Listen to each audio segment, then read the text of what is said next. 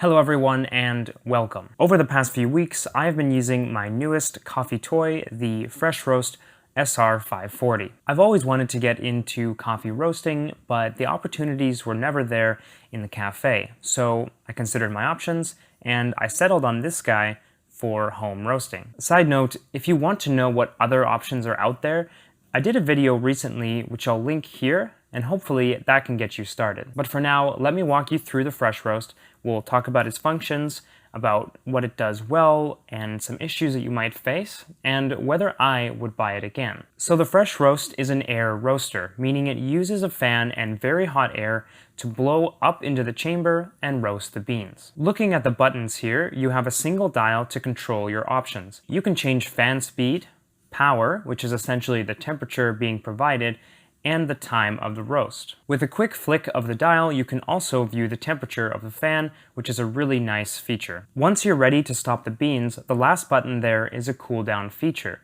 It turns off the heat and blows air through the beans in an attempt to cool it down. But as you may know, beans need to come down in temperature very quickly, and I don't really recommend using these built-in features on these machines. They often don't do a good job and they won't cool them down quick enough, so I do recommend you go and make sure you buy just a few extra things to cool down the beans externally. I use a simple fan and colander setup. Once the beans are done, I drop them in the colander, hover them over the fan, and use a whisk to create some movement. It cools them down very quickly and it's relatively inexpensive. One thing I should also mention is that I use two modified parts. One is the extended tube, and the other is a steel mesh that goes in the top of the chaff collector. These items are gaining popularity in the home roasting community, and they're made by a guy in the US who produces and sells them on Etsy, and his company's name is Razzo Roasting.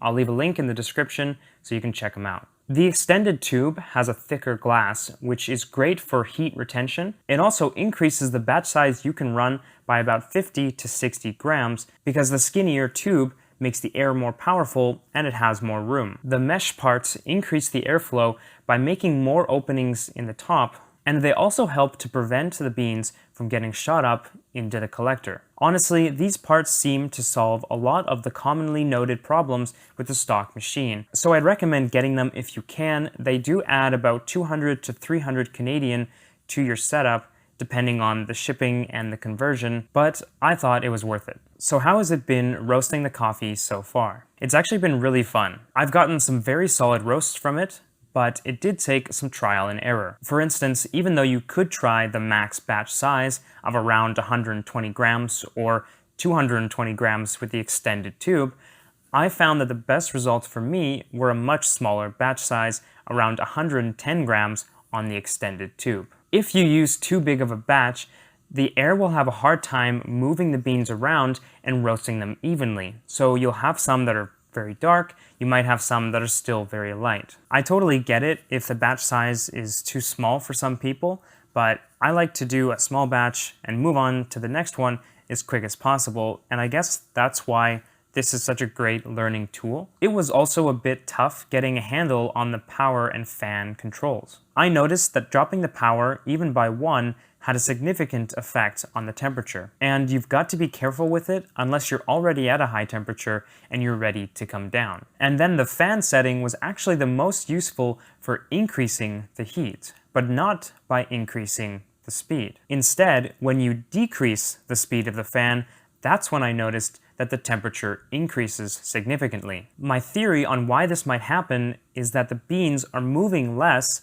on a lower fan setting, so they're lower down in the chamber, blocking the fan and the heater. This might cause heat to build up quicker. After figuring out those parts though, you get used to what you need to adjust to get your desired results. For roasting, I use a general guideline for myself and make adjustments as needed. I start the machine with no beans, and I bring it up to 320 to 330 degrees. I drop the beans in, wait until 400, and then I start to work my way down and ease myself into first crack. I like a lighter roast, so I take my beans out in the middle or near the end of first crack. For those who don't know, first crack is the audible popping noise that coffee beans make when they release their internal pressure that's built up from water vapor inside the beans. There are a bunch of other things that I do while I'm roasting, and a lot of them are based on Scott Rao's 2 books on roasting coffee. He's one of the world's experts on roasting coffee today, and trying to apply his knowledge to a tiny home roaster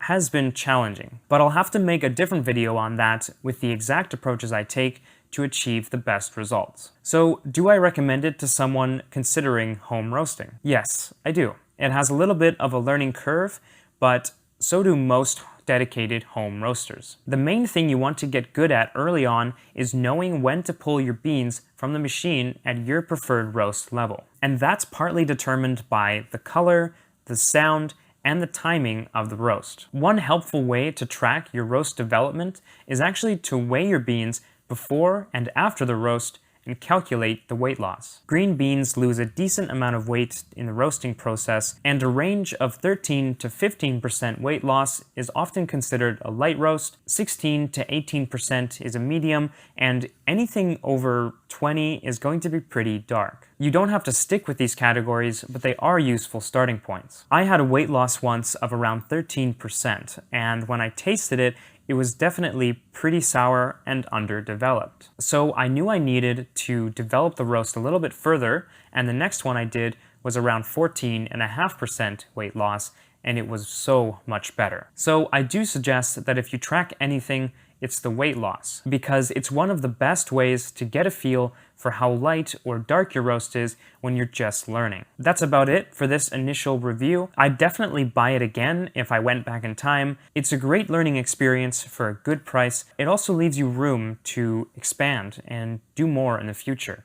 I hope one day to move on to a drum roaster and start doing some larger batches, maybe 1 or 2 pounds. Let me know in the comments if there's anything about the roasting process that you want to see or hear about, as I do intend on making more videos that go into a little more detail. Also, let me know if you roast coffee at home. What do you use, and what's been your experience so far? As always, I'd love to hear from you, and make sure you're subscribed so we can see each other again next week. Have a great day.